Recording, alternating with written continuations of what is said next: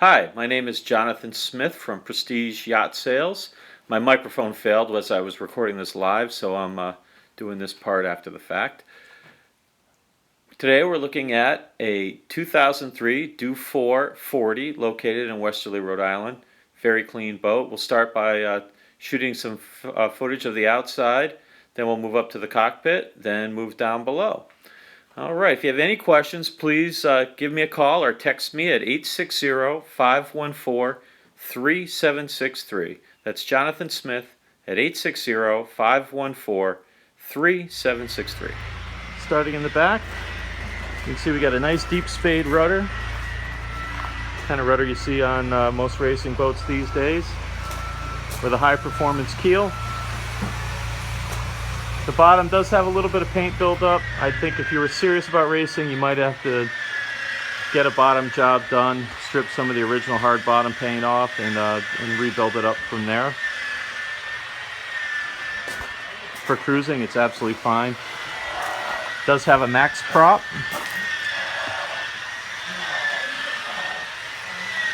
With a sail drive for the Volvo 40 horsepower engine. The blue all-grip paint is in pretty good shape. If you look closely, you'll find a few spots that could use some touching up. But from a distance, looks great. The cockpit of the Dufour 40 is laid out for either cruising or racing. It's got a large wheel, but with plenty of room to walk around. At the helm, we've got a 10-inch display Garmin GPS multifunction display. And then on both sides of the helm, we have both wind and a multifunction display for speed and depth. And like I said, that's on both sides, so if you're sitting where I am right now while driving, you have access to the sailing data. There are cockpit speakers as well. All the seats have teak inlays. By the way, that aft seat does come up and it makes a seat all the way across the transom. And then there's teak inlays and the seats on both sides. In the floor you see these inserts, and there's both a table and a custom-made foot brace. So if you're sailing hard and leaned over, you can rest your feet up against that. That's at a storage unit right now, both the table and the brace, so I can't show you that. The Traveler is right in front of the wheel, making it easy for the captain to control the mainsail or his crew. On deck, there's teak tow rails, lifelines, gates on both sides.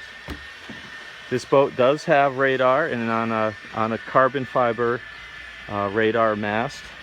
That'll be installed real soon. It's on deck right now. We just took it out from down below. And you can see that is carbon fiber, so it's lightweight. And that's for the Garmin radar. There's also a carbon fiber spinnaker pole. And as I understand it, there's two sets of sails. There's the original, which are pretty high quality sails, and then the current owners bought a whole set of North sails.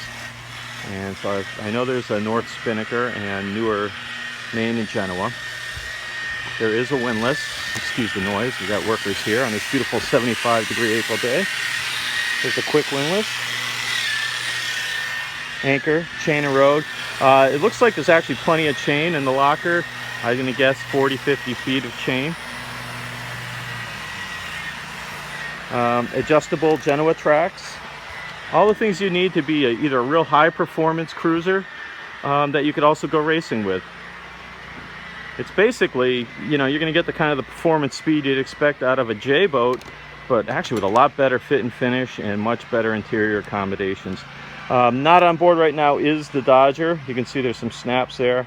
It does come with a Navy Dodger, and we may get that installed in a little while, but that's also at the storage unit. Great boat, really well laid out. My kind of boat. Anybody that's a serious sailor is going to like this boat. While we're here, let's look at the lockers. There's a shallow locker on the port side. I've actually got a lot of stuff in here right now with that's the cover for the wheel and some other things. And then on the starboard side, there's a huge locker.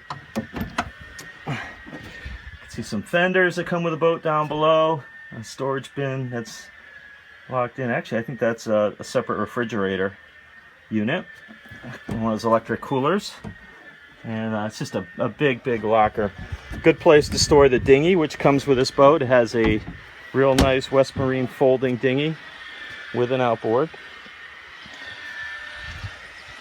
Some self-tailers. Let's see, the companionway self-tailers are 40s.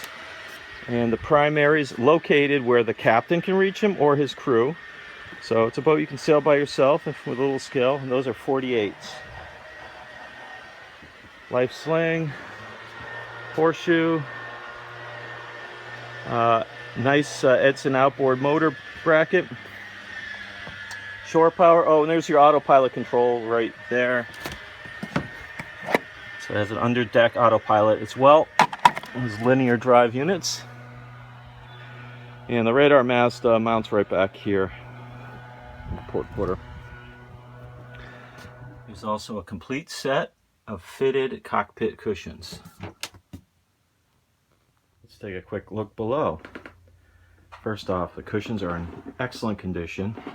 They're a light blue, which goes really well with the golden teak finish of the woodwork.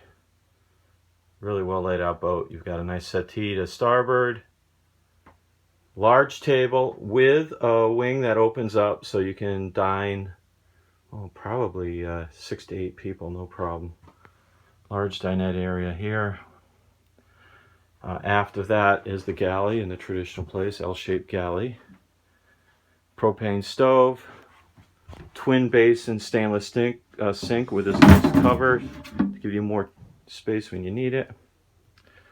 There's a top loading fridge freezer combination. Quite large in size with a cold plate. The day head is a dedicated toilet room with a sink and large mirror. And this is interesting. The original Dufour holding tank was plastic and just not working well, so they upgraded to a nice aluminum tank. See, it's fitted in there and strapped in place really well. And then an interesting thing on a 40-foot sailboat is a separate shower stall, completely dedicated compartment for shower, and it's actually quite large with a seat molded in. And then the shower head either can be used as by hand or mounted up on an adjustable head holder type thing. And there is an opening port in there, as you'd expect. There is a dedicated forward-facing nav station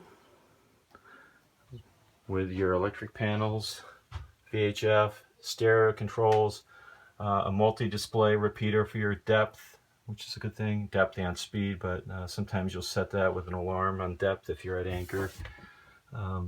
Battery charger panel, tank monitors, voltage monitors, all right here. Nice handy 12-volt charging outlet. And then there is stereo speakers inside and out in the cockpit. It does come with a set of instruments here, a clock, barometer, and a working kerosene lamp, though I'm not sure it's actually more than decoration at this point. Up forward, we have a nice owner's stateroom with a large Pullman style berth. That's truly a double. I don't know if it's looking that way on film, but it's really a good size, along with another seating area for changing your clothes or just getting away from the crowd. Storage lockers up here. Really generous for bags or bedding. That's actually really good size. And traditional locker aft in the room, another double locker. Let's take a quick look at that.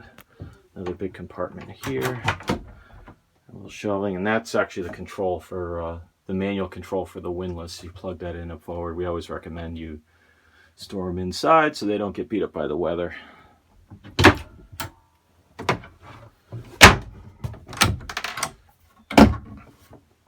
Now we're looking aft in the salon. By the way, this table does convert to a berth. It drops down. It sits on a little platform, and there's a cushion that fills that in to make another double. So, geez, even if you include this seat here, you can sleep up to 7 on this boat if you want to. The aft stateroom is pretty generous. I don't think your guests would mind this one bit. And there is an opening port right there. And a good size double locker. Here's our Volvo engine. Looks really clean. This is the mast for the Dufour 40 stored on the rack. The wind instrument obviously is not installed right now, but it does have one.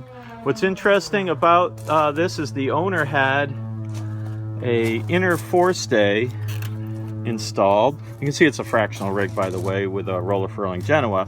But just inside of that is another stay that temporarily stores along the shrouds when you're not using it, but it's easy then to hook up on a tang up near the bow, and that lets you to hank on a storm jib.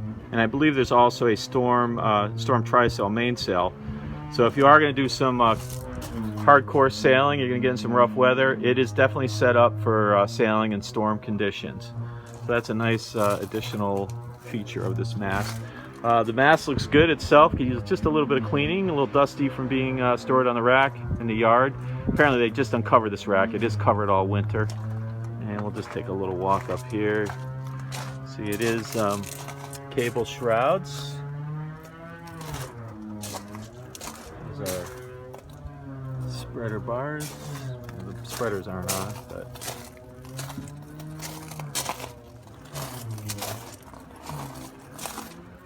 here's the primary spreader. So it's a double spreader rig. You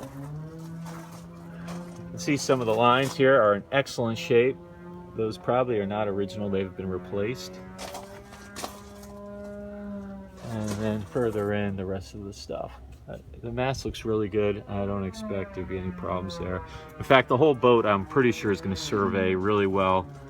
I think everybody would be surprised if there were any surprises. The boat looks really good.